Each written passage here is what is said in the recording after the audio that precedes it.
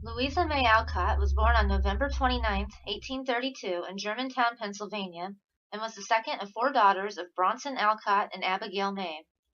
Her mother, Abigail, was a devoted Christian and an activist in both women's rights and anti-slavery. Louisa's father, Bronson, was a prominent transcendentalist whose radically innovative schools that involved banishing corporal punishment and field trips to study nature were so poorly received that the family was to move more than 20 times over 30 years. Educated by her father, Louisa would later write, My father taught me in the wise way which unfolds that lies in the child's nature, as a flower blooms, rather than crammed it, like a Strasbourg good, with more than it could digest. When Louisa was 8 years old, her father moved the family to Concord, Massachusetts, with the assistance of close friend Ralph Waldo Emerson. In Concord, Louisa's creativity bloomed. She began to write plays in which she and her sisters acted, a tradition that would last well into their teens. In addition to Emerson, Louisa also found role models and close family friends like Henry David Thoreau, Nathaniel Hawthorne, and Margaret Fuller. Though her father was friends with these successful people, he was not able to gain a financial foothold for himself and constantly struggled for an occupation that would allow him to further his transcendentalist teachings. In 1843, the Alcott family joined an experimental commune village known as the Fruitlands. Though Bronson's intentions of bringing his daughters closer to nature were enlightened for the time, the village was ultimately a failure and closed down 2 years later. The family, more destitute than ever, returned to Concord, residing in Hillside, one of the future settings for Louisa May Alcott's most remembered book, Little Women. Only 4 years later, in 1847, Bronson, unable to earn a steady income in Concord, moved his family yet once again, this time to Boston. At 15, Louisa grew frustrated with her family's constantly perilous financial situation and began working in a series of odd jobs, including reading for an elderly man and his infirm sister, teaching small children, and washing and mending laundry. She also began writing seriously. It was during this period that Louisa established her independence. I will do something by and by. Don't care what. Teach, sew, act, write, anything to help the family. And I'll be rich and famous and happy before I die. See if I won't. In 1852, she published her first poem, Sunlight, under the pseudonym Flora Fairfield. 3 years later, in 1855, her first book, Flower Fables, was published. At the same time, her family returned to Concord, where Ralph Waldo Emerson had purchased Hillside's neighboring estate, Orchard House, for the family. Louisa remained behind in Boston.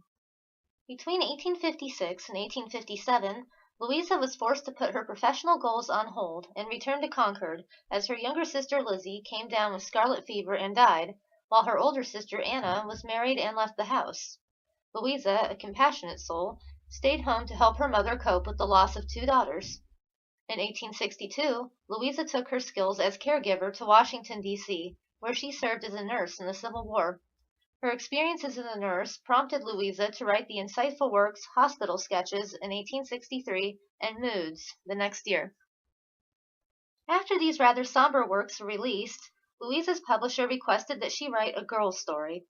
Louisa returned to Orchard House and promptly penned her most well-known novel, Little Women, an optimistic and semi-autobiographical account of four New England sisters experiencing the realities of society, occupation, and marriage as they come into adulthood. It was a huge hit, and Louisa's career skyrocketed, and as she noted, I paid up all the debts. Thank the Lord. Little Women was followed by Little Men in 1881, Work in 1873, Eight Cousins in 1874, and Rose in Bloom in 1876, as well as many others in years to come. In yet another streak of tragedy, Louisa lost her mother in 1877, followed by her youngest sister May 2 years later. May had died from complications in childbirth, and on her last request, her daughter Lulu was sent to live with Louisa. For Louisa, who never married nor had children, Lulu's presence was to bring joy and fulfillment to her life.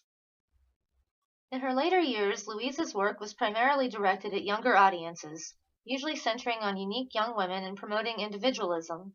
She was also active in the women's suffrage movement, writing for the Women's Journal and going door to door to encourage women to vote.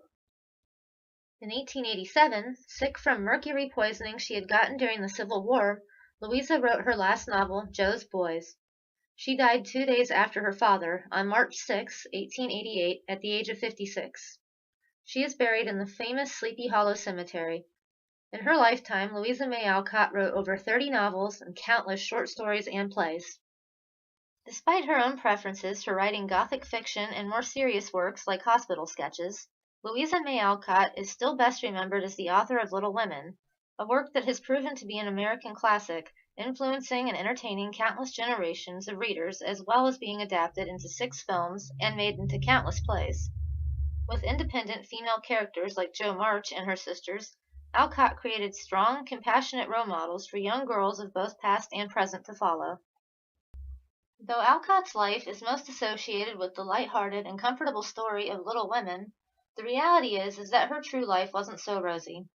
Struggling with the poverty brought on by the transcendentalist ideas of her father, Louisa May Alcott's main objective was to make money. Facing the stigma against female writers, the carnage of civil war, and enduring multiple personal tragedies, Louisa May Alcott was strong enough to carve her own way and create truly meaningful works, establishing her writings in the canon and her role as an American icon.